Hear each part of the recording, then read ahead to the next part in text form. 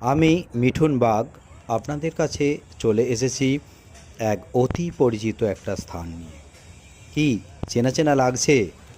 হ্যাঁ, ঠিকই ধরেছেন, এটি আমাদের অতি প্রিয় গড়চুমুক 58 গেট পর্যটন কেন্দ্র।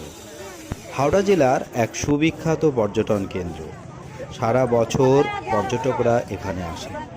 পরিবার নিয়ে কিছুটা সময় কাটিয়ে যেতে পারে এখানকার মিনি জুতে। তাছাড়া আছে বোটিং, আছে চিলড্রেন পার্কও।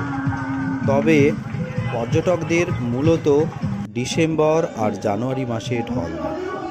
তবে এখানকার আরেকটি আকর্ষণ হলো এখানকার রাস উৎসব। যদিও এটি খুব প্রাচীন নয়, তবু এই রাস উৎসব অল্প সময়ের মধ্যেই খুব জনপ্রিয় হয়ে উঠেছে। মণ্ডপের নির্মাণ শৈলী আপনাকে মুগ্ধ করবেই। নানা চোখ ধাঁধানো কারুকার্য আপনার ভালো লাগতে বাধ্য। প্রতিমা সজ্জাও বেশ আকর্ষণীয়।